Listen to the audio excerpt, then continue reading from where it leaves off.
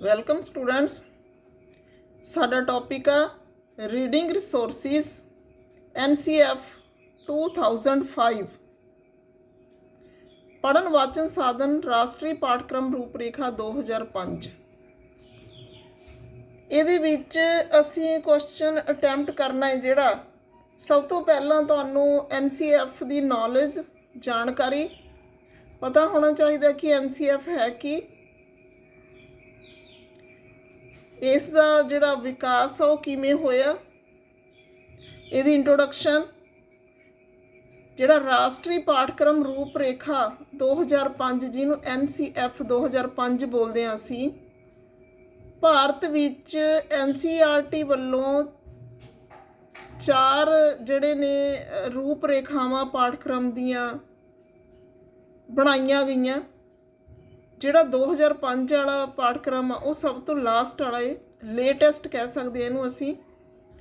1975 ਵਿੱਚ ਇਹਦੀ ਜਿਹੜੀ ਪਾਠਕ੍ਰਮ ਦੀ ਰੂਪਰੇਖਾ ਬਣਾਈ ਗਈ, ਫਿਰ 1988 'ਚ, ਫਿਰ 2000, ਫਿਰ 2005। ਤਾਂ 2005 ਵਾਲਾ ਜਿਹੜਾ ਨੈਸ਼ਨਲ ਕਰੀਕੂਲਮ ਫਰੇਮਵਰਕ ਆ ਉਹਦਾ ਜਿਹੜਾ ਤਰਜਮਾ ਹੈ 22 ਭਾਸ਼ਾਵਾਂ ਵਿੱਚ ਕੀਤਾ ਗਿਆ, ਜਾਂ ਅਸੀਂ ਕਹਿ ਸਕਦੇ ਹਾਂ ਕਿ ਇਹਦੀ ਟਰਾਂਸਲੇਸ਼ਨ ਆ ਜਿਹੜੀ ਉਹ 22 ਭਾਸ਼ਾਵਾਂ ਵਿੱਚ ਕੀਤੀ ਗਈ।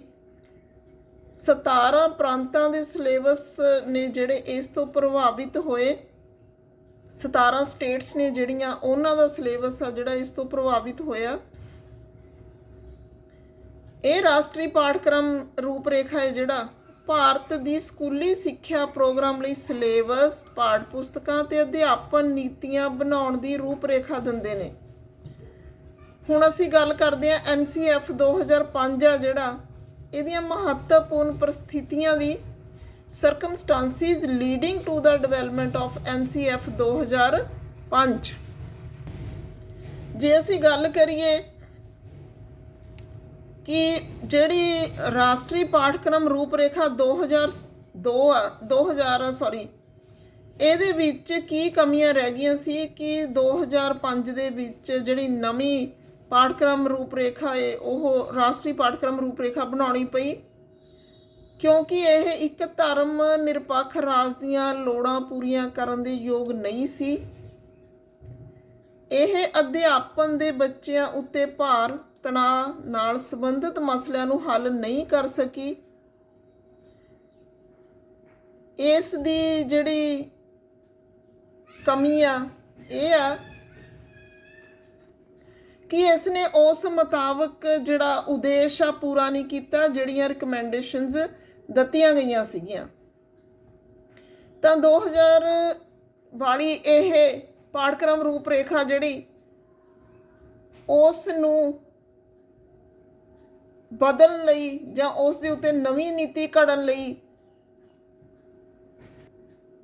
ਸਿੱਖਿਆ ਸਕੱਤਰ, ਮਨੁੱਖੀ ਸੰਸਾਧਨ ਵਿਕਾਸ ਮੰਤਰਾਲਾ ਨੇ NCERT ਦੇ ਡਾਇਰੈਕਟਰ ਨਾਲ ਸੰਪਰਕ ਕੀਤਾ ਤੇ NCF 2009 ਨੂੰ ਲਰਨਿੰਗ ਵਿਦਆਊਟ ਬਰਡਨ 1993 ਦੀ ਰਿਪੋਰਟ ਦੀ ਰੋਸ਼ਨੀ ਵਿੱਚ ਪੁਨਰ ਵਿਚਾਰ ਕਰਨ ਦੀ ਲੋੜ ਬਾਰੇ ਨਿਰਦੇਸ਼ ਦਿੱਤੇ।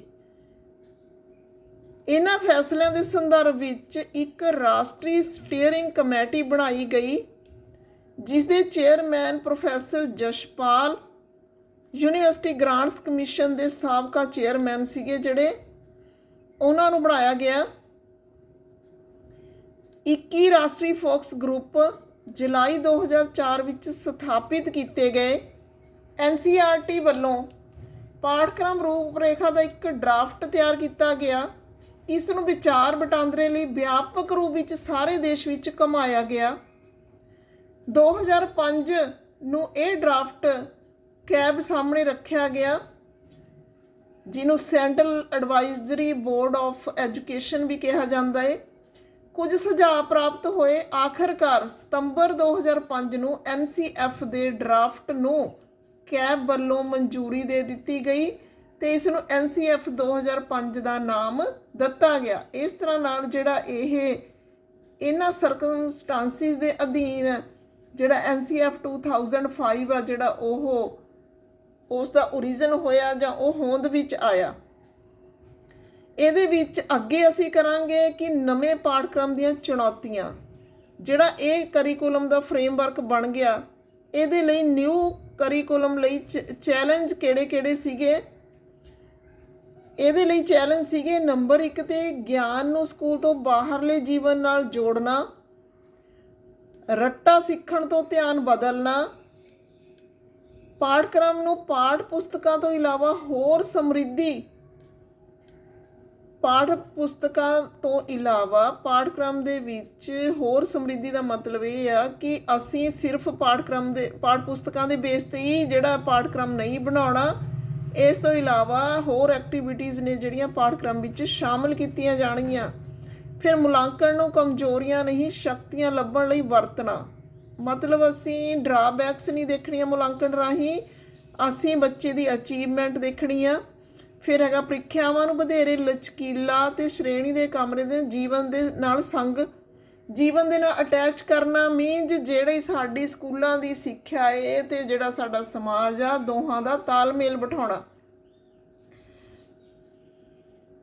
ਇਸ ਦੇ ਵਿੱਚ ਹੋਰ ਕੀ ਕਿਹਾ ਗਿਆ, ਵਰਤਮਾਨ ਨਾਲੋਂ ਉਹਨਾਂ ਦੇ ਭਵਿੱਖ ਨੂੰ ਕੇਂਦਰੀ ਸਥਾਨ ਦਿੱਤਾ ਜਾਵੇਗਾ। ਭਵਿੱਖ ਵੀ ਦੇਖਿਆ ਜਾਵੇਗਾ ਬੱਚਿਆਂ ਦਾ, ਸਿਰਫ ਵਰਤਮਾਨ ਹੀ ਨਹੀਂ, ਜਿਹੜਾ ਬੱਚਿਆਂ ਤੇ ਸਮਾਜ ਲਈ, ਦੇਸ਼ ਲਈ ਲਾਭਦਾਇਕ ਹੋਏਗਾ। ਫਿਰ ਜਿਹੜਾ ਰਾਸ਼ਟਰੀ ਪਾਠਕ੍ਰਮ ਰੂਪਰੇਖਾ ਦਸਤਾਵੇਜ਼ ਆ, ਇਸ ਦੇ ਨਿਵੇਸ਼ੀ ਜਿਹੜੇ ਡਾਕੂਮੈਂਟ ਨੇ ਉਹਦੇ ਵਿੱਚ ਅਸੀਂ ਗੱਲ ਕਰਾਂਗੇ ਉਹਨਾਂ ਦੀ ਨਿਵੇਸ਼ੀ ਦਸਤਾਵੇਜ਼ਾਂ ਦੀ, ਕਿਹੜੇ ਨੇ। ਪਹਿਲਾਂ ਤਾਂ ਇਹ ਜਿਹੜੀਆਂ ਪਿਛਲੀਆਂ ਰਾਸ਼ਟਰੀ ਪਾਠਕ੍ਰਮ ਰੂਪਰੇਖਾਵਾਂ ਸੀਗੀਆਂ ਉਹ 1978, 1988 ਤੇ 2000। ਫਿਰ ਹੋਰ ਕੀ ਹੈ ਇਹਦਾ ਦਸਤਾਵੇਜ਼ ਦਾ ਨਿਵੇਸ਼, ਰਾਸ਼ਟਰੀ ਸਿੱਖਿਆ ਨੀਤੀ ਕਿਹੜੀਆਂ 1968 ਦੀ, 1986 ਤੇ 1992 ਦਾ ਪ੍ਰੋਗਰਾਮ ਆਫ ਐਕਸ਼ਨ, ਇਹਦੇ ਬੇਸ ਤੇ ਅਸੀਂ ਕਹਿ ਸਕਦੇ ਹਾਂ ਕੰਮ ਕੀਤਾ ਇਹਨਾਂ ਨੇ। ਫਿਰ ਚਟੋਪਾਧਿਆਏ ਜਿਹੜਾ ਕਮਿਸ਼ਨ ਆ 1984, ਉਸ ਨੇ ਜਿਹੜਾ ਇਸ ਦੇ ਉੱਤੇ ਕੰਮ ਕੀਤਾ। ਬਿਨਾਂ ਬੋਝ ਸਿੱਖਣ 1993 ਦੇ ਜਿਹੜੇ ਨਿਰਦੇਸ਼ਨ ਸਿਧਾਂਤ ਨੇ ਉਹ ਵੀ ਇਸ ਦੇ ਬੈਕਗਰਾਊਂਡ ਤੇ ਅਸੀਂ ਕਹਿ ਸਕਦੇ ਹਾਂ ਕਿ ਹੈਗੇ ਨੇ। ਤਾਂ ਇਹ ਜਿਹੜਾ ਇਸ ਦਾ ਨਿੱਜੀ ਦਸਤਾਵੇਜ਼ ਨੇ, ਇਨਪੁਟ ਡਾਕੂਮੈਂਟਸ ਨੇ, ਜਿਨ੍ਹਾਂ ਦੇ ਬੇਸ ਤੇ ਇਹ ਜਿਹੜਾ ਸਾਰਾ ਰੂਪਰੇਖਾ ਇਹ ਬਣੀ ਆ। ਹੁਣ ਅਸੀਂ ਇਸ ਦੀ ਰਾਸ਼ਟਰੀ ਪਾਠਕ੍ਰਮ ਜਿਹੜਾ 2005 ਆ, ਇਸ ਦੀ ਸੰਰਚਨਾ ਜਾਂ ਯੋਜਨਾ, ਸਕੀਮ, ਸਟਰਕਚਰ ਦੇਖਦੇ ਹਾਂ ਕੀ ਆ। 5 ਖੇਤਰਾਂ ਵਿੱਚ ਵੰਡਿਆ ਗਿਆ ਇਸ ਨੂੰ, ਪਰਸਪੈਕਟਿਵ, ਪਰਿਪੇਖ, ਗਿਆਨ, ਸਿੱਖਣ, ਪਾਠਕ੍ਰਮ ਖੇਤਰ, ਸਕੂਲ ਅਵਸਥਾਵਾਂ ਤੇ ਅੰਕਲਨ। ਇਹਨਾਂ 5 ਖੇਤਰਾਂ ਦੀ ਅਸੀਂ ਦੇਖਾਂਗੇ ਕਿ ਕਿਵੇਂ ਇਹ ਜਿਹੜੇ ਨੇ ਕੰਮ ਕਰਨਗੇ। ਸਕੂਲ ਤੇ ਸ਼੍ਰੇਣੀ ਦੇ ਕਮਰੇ ਦਾ ਵਾਤਾਵਰਨ ਅਤੇ ਲੜੀਵਾਰ ਸੁਧਾਰ, ਇਹ ਚੀਜ਼ਾਂ ਨੂੰ ਅਸੀਂ ਦੇਖਦੇ ਹਾਂ। ਪਹਿਲਾਂ ਪਰਿਪੇਖ ਦੇਖਾਂਗੇ, ਦ੍ਰਿਸ਼ਟੀਕੋਣ ਜਿਹਨੂੰ ਪਰਸਪੈਕਟਿਵ ਬੋਲਦੇ ਹਾਂ ਅਸੀਂ, ਕਿਹੜੇ ਪੁਆਇੰਟ ਆਫ ਵਿਊ ਤੋਂ ਇਹਨੇ ਗੱਲ ਕੀਤੀ ਆ। ਪਹਿਲਾ ਪਾਠ ਆ ਜਿਹਦਾ ਨਾਮ ਪਰਿਪੇਖ ਆ, ਇਹ ਰਾਸ਼ਟਰੀ ਪਾਠਕ੍ਰਮ ਰੂਪਰੇਖਾ ਦਾ ਇਤਿਹਾਸ, ਇਸ ਦੀ ਦੁਹਰਾਈ ਦੇ ਕਾਰਨਾਂ ਦਾ ਵੇਰਵਾ ਇਸ ਦੇ ਵਿੱਚ ਜਿਹੜਾ ਇਹ ਦਿੱਤਾ ਗਿਆ ਹੈ। ਇਸ ਵਿੱਚ ਭਾਰਤ ਦੀ ਆਜ਼ਾਦੀ ਪਿੱਛੇ ਪਾਠਕ੍ਰਮ ਨੂੰ ਸੁਧਾਰਨ ਲਈ ਯਤਨਾਂ ਤੇ ਚਰਚਾ ਕੀਤੀ ਗਈ ਹੈ ਕਿ ਇਸ ਦੇ ਬੇਸ ਤੇ ਕਿਹੜੀਆਂ ਕਮਿਸ਼ਨ, ਕਮੇਟੀਆਂ ਤੇ ਕਿਹੜੀਆਂ ਰੂਪਰੇਖਾਵਾਂ ਨੇ ਜਿਹੜਾ ਕੰਮ ਕੀਤਾ ਹੈ। ਪਿਛਲੀ ਜਿਹੜੀ ਹਿਸਟਰੀ ਆ ਉਹ ਦੇਖੀ ਗਈ ਆ। ਇਸ ਪਾਠ ਵਿੱਚ ਭਾਰਤ ਦੇ ਸੰਵਿਧਾਨਕ ਦ੍ਰਿਸ਼ਟੀਕੋਣ ਨੂੰ ਮਾਨਤਾ ਦਿੱਤੀ ਗਈ ਆ, ਜੋ ਸਰਵ ਵਿਆਪਕ ਮੁੱਲਾਂ, ਸਮਾਜਿਕ ਨਿਆਂ ਤੇ ਸਮਾਨਤਾ ਤੇ ਆਧਾਰਿਤ ਆ। ਤਾਂ ਇਸ ਨੂੰ ਅਗਵਾਈ ਦੇ ਸਿਧਾਂਤ ਵਜੋਂ ਵਰਤਿਆ ਗਿਆ ਤੇ ਇਸ ਦੇ ਵਿੱਚ ਸਿੱਖਿਆ ਉਦੇਸ਼ਾਂ ਦੀ ਜਿਹੜੀ ਆ ਚਰਚਾ ਕੀਤੀ ਗਈ। ਤਾਂ ਇਹ ਲੈਸਨ ਆ ਜਿਹੜਾ ਇਸ ਰੂਪਰੇਖਾ ਦਾ, ਇਹਦੇ ਵਿੱਚ ਇੱਕ ਪੁਆਇੰਟ ਆਫ ਵਿਊ ਆ ਜਿਹਦੇ ਕਰਕੇ ਜਿਹੜਾ ਇਹ ਹੋਂਦ ਵਿੱਚ ਆਇਆ। ਫਿਰ ਸਿੱਖਣ ਤੇ ਗਿਆਨ ਵਾਲਾ ਲੈਸਨ ਆ, ਇਹਦੇ ਵਿੱਚ ਕੀ ਆ, ਸਿੱਖਿਆਰਥੀ ਨੂੰ ਸ੍ਰੇਸ਼ਟਤਾ ਦਿੱਤੀ ਗਈ ਹੈ। ਬਾਲ ਕੇਂਦਰਿਤ ਸਿੱਖਿਆ ਸ਼ਾਸਤਰ ਦਾ ਅਰਥ ਆ ਬਾਲ ਕੇਂਦਰਿਤ, ਜਿਹੜਾ ਚਾਈਲਡ ਸੈਂਟਰਡ ਐਜੂਕੇਸ਼ਨ ਦੀ ਗੱਲ ਕੀਤੀ ਗਈ ਆ। ਇਹਦਾ ਅਰਥ ਆ ਬੱਚਿਆਂ ਦੇ ਅਨੁਭਵਾਂ, ਵਿਚਾਰਾਂ ਤੇ ਉਹਨਾਂ ਦੀਆਂ ਕਿਰਿਆਸ਼ੀਲ ਭਾਗੀਤਾ ਨੂੰ ਪ੍ਰਮੁੱਖਤਾ ਦਿੱਤੀ ਜਾਵੇ। ਇਸ ਵਿੱਚ ਗਿਆਨ ਦੀ ਪ੍ਰਕਿਰਤੀ ਅਤੇ ਬਾਲਗਾਂ ਦਾ ਬੱਚੇ ਬਾਰੇ ਇਹ ਦ੍ਰਿਸ਼ਟੀਕੋਣ ਉਹ ਗਿਆਨ ਗ੍ਰਹਿਣ ਦੇ ਵਿੱਚ ਆਕਰਮਿਕ ਹੁੰਦੇ ਹਨ ਨੂੰ ਬਦਲ ਕੇ ਚਰਚਾ ਕੀਤੀ ਗਈ ਹੈ। ਇਹ ਵੀ ਮੰਨਿਆ ਗਿਆ ਕਿ ਇੱਕ ਸੁਰੱਖਿਅਤ ਨੌਨ ਥ੍ਰੈਟਨਿੰਗ ਵਾਤਾਵਰਨ ਦੀ ਲੋੜ ਆ, ਕਿਉਂਕਿ ਡਰ ਤੇ ਅਨੁਸ਼ਾਸਨ ਦਬਾਅ ਵਿੱਚ ਬੱਚਾ ਹੈ ਜਿਹੜਾ ਉਹ ਨਹੀਂ ਸਿੱਖਦਾ, ਬੱਚੇ ਲਈ ਉਹ ਹਾਨੀਕਾਰਕ ਹੁੰਦਾ। ਇਸ ਲਈ ਜ਼ੋਰ ਦਿੱਤਾ ਗਿਆ ਹੈ ਕਿ ਲਿੰਗ, ਜਾਤੀ, ਸ਼੍ਰੇਣੀ, ਧਰਮ ਅਤੇ ਘੱਟ ਗਿਣਤੀ ਰੁਤਬਾ ਅਯੋਗਤਾ ਸਕੂਲ ਵਿੱਚ ਪ੍ਰਦਾਨ ਕੀਤੇ ਜਾਣ ਵਾਲੇ ਅਨੁਭਵਾਂ ਵਿੱਚ ਸਹਿਭਾਗੀਤਾ ਨੂੰ ਰੋਕਣ ਵਾਲੇ ਨਾ ਬਣਨ। ਇਟ ਮੀਨਜ਼ ਇਸ ਤਰ੍ਹਾਂ ਦਾ ਅਨੁਸ਼ਾਸਨ ਸਕੂਲ ਜਾਂ ਸ਼੍ਰੇਣੀ ਕਮਰੇ ਦੇ ਵਿੱਚ ਨਹੀਂ ਹੋਣਾ ਚਾਹੀਦਾ ਜਿਹੜਾ ਸਿੱਖਣ ਸਿਖਾਉਣ ਦੀ ਪ੍ਰਕਿਰਿਆ ਵਿੱਚ ਵਾਧਾ ਲੈ ਕੇ ਆਵੇ। ਇਸ ਤਰ੍ਹਾਂ ਨਾਲ ਲਰਨਿੰਗ ਆ ਜਿਹੜੀ ਉਹ ਪਾਵਰਫੁਲ ਬਣ ਜਾਂਦੀ ਆ। ਫਿਰ ਹੈਗਾ ਪਾਠਕ੍ਰਮ ਖੇਤਰ, ਸਕੂਲ ਅਵਸਥਾਵਾਂ ਤੇ ਅੰਕਲਨ, ਕਰੀਕੂਲਮ ਏਰੀਆਜ਼, ਸਕੂਲ ਸਟੇਜਿਸ ਤੇ ਅਸੈਸਮੈਂਟ। ਇਸ ਵਾਲੇ ਟੌਪਿਕ ਦੇ ਵਿੱਚ ਪਾਠ ਦੇ ਵਿੱਚ ਭਾਸ਼ਾ, ਹਿਸਾਬ, ਕੁਦਰਤੀ ਵਿਗਿਆਨਾਂ ਤੇ ਸਮਾਜਿਕ ਵਿਗਿਆਨਾਂ ਦੇ ਪਾਠਕ੍ਰਮ ਬਾਰੇ ਮਹੱਤਵਪੂਰਨ ਪਰਿਵਰਤਨਾਂ ਦੀ ਸਿਫਾਰਿਸ਼ ਕੀਤੀ ਗਈ ਆ। ਇਹਨਾਂ ਦਾ ਨਿਸ਼ਾਨਾ ਦਬਾਅ ਘਟਾਉਣਾ ਤੇ ਸਿੱਖਿਆ ਨੂੰ ਬੱਚਿਆਂ ਦੀ ਵਰਤਮਾਨ ਤੇ ਭਵਿੱਖੀ ਲੋੜਾਂ ਦੇ ਵਧੇਰੇ ਅਨੁਕੂਲ ਬਣਾਉਣਾ ਹੈ। ਤਾਂ ਇਸ ਤਰ੍ਹਾਂ ਨਾਲ ਪਾਠਕ੍ਰਮ ਦੀਆਂ ਚੇਂਜਿਸ ਨੇ ਜਿਹੜੀਆਂ ਉਹ ਇਸ ਲੈਸਨ ਦੇ ਵਿੱਚ ਦੱਸੀਆਂ ਗਈਆਂ ਨੇ। ਫਿਰ ਚੌਥਾ ਜਿਹੜਾ ਹੈਗਾ ਸਕੂਲ ਤੇ ਸ਼੍ਰੇਣੀ ਕਮਰੇ ਦਾ ਵਾਤਾਵਰਨ। ਰਾਸ਼ਟਰੀ ਰੂਪਰੇਖਾ 2005 ਸਕੂਲ ਤੇ ਸ਼੍ਰੇਣੀ ਦੇ ਕਮਰੇ ਦੇ ਵਾਤਾਵਰਨ ਨੂੰ ਇਸ ਪ੍ਰਕਾਰ ਦੇਖਦੀ ਹੈ ਜਿਸ ਵਿੱਚ ਮਾਪਿਆਂ ਤੇ ਸਮੁਦਾਇ ਨੂੰ ਮਹੱਤਵਪੂਰਨ ਥਾਂ ਦਿੱਤੀ ਜਾਵੇ। ਅਜਿਹਾ ਵਾਤਾਵਰਨ ਇਹਨਾਂ ਲੋੜਾਂ ਵੱਲ ਧਿਆਨ ਦੇਵੇ। ਸਮੱਗਰੀ ਦੀ ਬਹੁਲਤਾ, ਅਧਿਆਪਕ ਦੀ ਸੁਤੰਤਰਤਾ, ਪਾਠਕ੍ਰਮ ਦੀ ਚਰਚਾ ਜਿਸ ਵਿੱਚ ਪੁਸਤਕਾਲਿਆ, ਪਾਠ ਪੁਸਤਕਾਂ, ਸਿੱਖਿਆ ਟੈਕਨੋਲੋਜੀ ਸ਼ਾਮਲ ਹੋਣ ਜੋ ਅਨੁਸ਼ਾਸਨ ਸੰਬੰਧੀ ਪਰੰਪਰਿਕ ਨਿਯਮਾਂ ਤੋਂ ਅੱਗੇ ਦੀ ਗੱਲ ਕਰੇ। ਮੀਨਜ਼ ਅਨੁਸ਼ਾਸਨ ਦੀ ਜਿਹੜੀ ਆ ਉਹ ਇੰਨੀ ਜ਼ਿਆਦਾ ਜ਼ਰੂਰਤ ਨਹੀਂ ਹੁੰਦੀ, ਬੱਚੇ ਖੁੱਲ੍ਹੇ এনवायरमेंट ਦੇ ਵਿੱਚ ਜਿਹੜੀ ਸਿੱਖਿਆ ਹਾਸਲ ਕਰਨਗੇ। ਫਿਰ ਕਰਮਬੱਧ ਸੁਧਾਰ, ਸਿਸਟਮੈਟਿਕ ਰਿਫਾਰਮਸ ਨੇ ਜਿਹੜੇ national curriculum framework of education ਦੇ ਵਿੱਚ 2005 ਦੇ ਵਿੱਚ ਦਿੱਤੇ ਗਏ ਨੇ ਸੁਧਾਰ। ਇਹਦੇ ਵਿੱਚ ਗੁਣਵੱਤਾ ਦੀ ਜਾਂਚ ਲਈ ਅਕਾਦਮਿਕ ਯੋਜਨਾਬੰਦੀ ਦੀ ਲੋੜ ਵਰਗੇ ਮਸਲਿਆਂ ਬਾਰੇ ਵਿਚਾਰ ਕੀਤਾ ਗਿਆ। ਪੰਚਾਇਤੀ ਰਾਜ ਵਿੱਚ ਵਿਸ਼ਵਾਸ ਦੀ ਪੁਸ਼ਟੀ ਕੀਤੀ ਗਈ। ਸੰਸਥਾਵਾਂ ਨੂੰ ਮਜ਼ਬੂਤ ਕਰਨ ਦੀ ਸਿਫਾਰਿਸ਼ ਕੀਤੀ ਗਈ।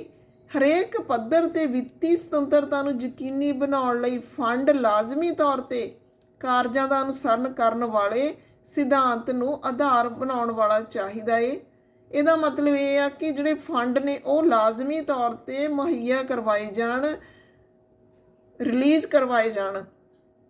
ਫਿਰ ਹੈਗਾ ਸਿਧਾਂਤ ਨੂੰ ਆਧਾਰ, ਇਹਦਾ ਮਤਲਬ ਇੱਕ ਇਹ ਵੀ ਆ ਕਿ ਜਿਹੜੇ ਫੰਡ ਰਿਲੀਜ਼ ਕਰਾਏ ਜਾਣ ਉਹਨਾਂ ਦਾ ਇੱਕ ਫੋਲੋਅਪ ਵੀ ਕੀਤਾ ਜਾਵੇ ਕਿ ਉਹ ਜਿਹੜੇ ਨੇ ਸਹੀ ਕਾਰਜ ਦਾ ਅਨੁਸਰਨ ਕਰਨ ਵਾਲੇ ਨੇ ਕਿ ਨਹੀਂ ਕਰ ਰਹੇ। ਅਧਿਆਪਕ ਸਿੱਖਿਆ ਨੂੰ ਨਵਿਆਉਣ ਦੀ ਲੋੜ ਆ। ਰਿਫਰੈਸ਼ਰ ਕੋਰਸਿਸ ਨੇ ਜਿਹੜੇ ਉਹਨਾਂ ਦੀ ਸਲਾਹ ਦਿੱਤੀ ਗਈ ਆ। ਇਸ ਦੇ ਪਾਠਕ੍ਰਮ ਨੂੰ ਨਵਿਆਉਣ ਲਈ ਇਹ ਅਧਿਆਪਕਾਂ ਦੀ ਵਿਵਸਾਇਕ ਪਛਾਣ ਤੇ ਵਿਕਾਸ ਲਈ ਸੇਵਾ ਅਧੀਨ ਸਿੱਖਿਆ ਤੇ ਅਧਿਆਪਕਾਂ ਦੀ ਸਿਖਲਾਈ ਉੱਤੇ ਆਪਣਾ ਧਿਆਨ ਕੇਂਦਰਿਤ ਕਰਦੀ ਹੈ। ਅੱਗੇ ਪ੍ਰੀਖਿਆ ਸੁਧਾਰ ਵਿੱਚ ਜਿਹੜਾ ਪ੍ਰੀਖਿਆ ਸੁਧਾਰ ਇਸ ਲੈਸਨ ਦਾ ਮਹੱਤਵਪੂਰਨ ਭਾਗ ਆ ਰਿਫਾਰਮਸ ਵਾਲੇ ਦਾ।